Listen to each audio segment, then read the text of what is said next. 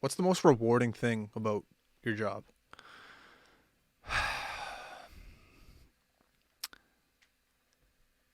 I played a lot of hockey, as you know, as we've talked about.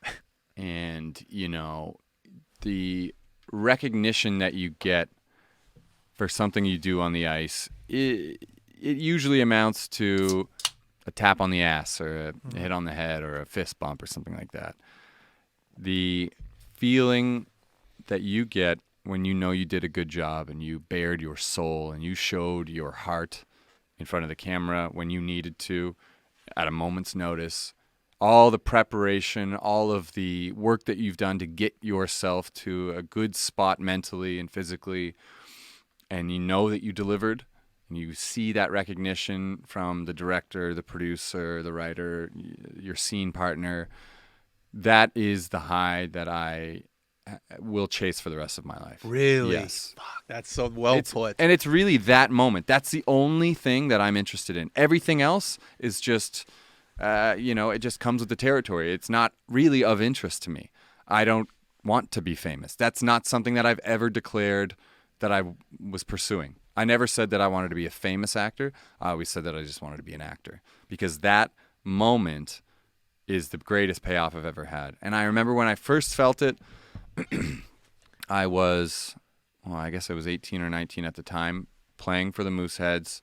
It was in the off season, and this is around the time that I was, talking to those people in my life, my mother most namely, about whether or not I should become an actor. And she goes, well, let's see if you got what it takes, basically. And I was like, okay, what do you mean? Like, do you want me to do something like right here, right now? She said, no, obviously not. We're going to get you an audition for something that's filming locally, and you're going to go in the room and, give it a shot. And if you like it, great. If you don't, then we'll know, Okay. right? So I was like, very good plan, Chickie. So we contacted this family friend, Valerie Hallman, who works for Magic Rock Productions here in Nova Scotia. They do a lot of things. They are actually just shooting an American sci-fi TV show out in Beaverbank this past season. Okay. They've done movies and television in Halifax for 20 plus years, I'm pretty sure. Anyway, connected person who's also a family friend. So we get in touch with her.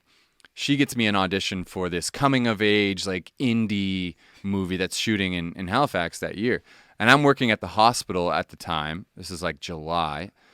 As a porter. So I'm like carrying patients around, transferring like blood samples, and like running around doing all the odd jobs that need doing in the hospital. Great gig. Loved that so much. And so there was an audition that was happening on South Park Street, and I was at the Halifax Infirmary, so right across the street.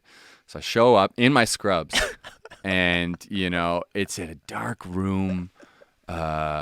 Like, I can't see anybody. There's like one spotlight in a corner and a camera set up, and I'm like, what the fuck is this?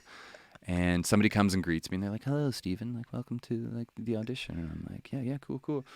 And so they sit me down in the chair and basically just say action, and I'm like, I freeze, and I'm like, right. And I go into the scene, do the scene, and they call cut. And again, I can't see anybody. Like, the light's in my face, and I know there's like a panel of people back there, but they're in the shadows. I don't know what the hell's going on. And then this guy gets up, and I can see the glint off of his like balding head, and he comes closer to me. He's a small little man, and he looks up at me, and he goes, "Who are you?" And I was like, "My name is Stephen Lund. I'm from Halifax, and I just got here from work." And but like, as I told this story before, as this like is happening in real time, quickly in my mind, I'm going like, oh my God, like I'm gonna get this role. I'm gonna get my first role that I ever auditioned for, and I'm just thinking ahead, like, damn, that's gonna make for a hell of an A&E biography story. And he goes, have you ever done this before?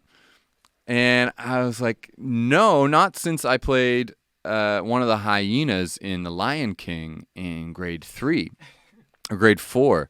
I went to Shannon Park Elementary School in Dartmouth, and we had this great drama teacher who did a rendition of The Lion King. This is back when I thought I was going to be an actor before I started playing hockey.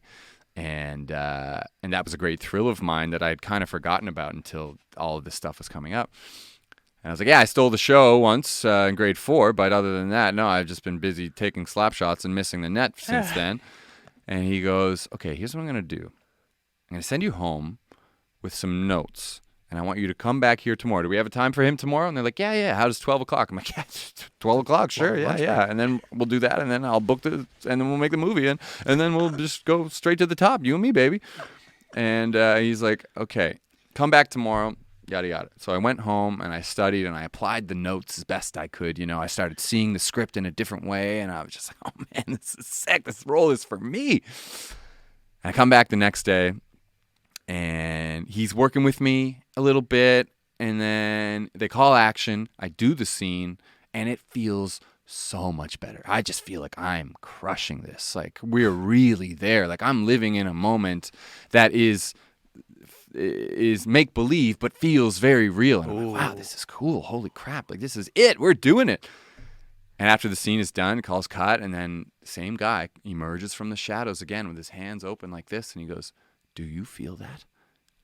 And I was like, I'm just freaking out. I got goosebumps all over my body. I still do, just thinking about that moment again. And I'm like, wow, oh my God, I've never felt more validated in all of my years playing hockey than what this man just did for me right now. And he goes, that is amazing. Like, look how much better you did in just that one day. And I was like, holy shit. And he goes, now, obviously, I can't give you this role because you've never done anything before in your life. And I was like, right, obviously. Of course. I knew that the whole time. Back to the hospital pushing pages. Yeah. Shit. Didn't get this one. But he goes, are you thinking about doing this? And I was like, to be honest, like, yeah, like me and my mom have been talking, and like we've been looking at this school out in Vancouver. It's a film school for television and film. Or acting school for film and television. He just puts his hands on my shoulders and he goes, go west, my son. And I was like, you gotta be fucking kidding me. And I just sprinted home like a grown man, just like, God. Judd Nelsoning like, from the end of Breakfast Club, just like punching the air. I was just like, yeah, this is the greatest feeling I've ever had. And I ran home. I busted down the door. I was like, Mom, I didn't get the role, but I can do this. And she's like, all right, let's go. And we applied for Vancouver Film School right then and there, and I shipped off a month later. Get the fuck out. That is a crazy Jay story. Dahl is his name. Jay Dahl. Jay Dahl. Go west, my son. Dahl. Yeah, I've told this story a couple of times before, but I haven't run into him since that day. I think he still works here in Nova Scotia. That is crazy. Yeah, what a line. Go west, my son. Go west, my son. You ever heard the song? Maybe he didn't say that, and that's just how I remember No, he said but that. No, Just let's keep it like you're that. right. Go west. He definitely said that.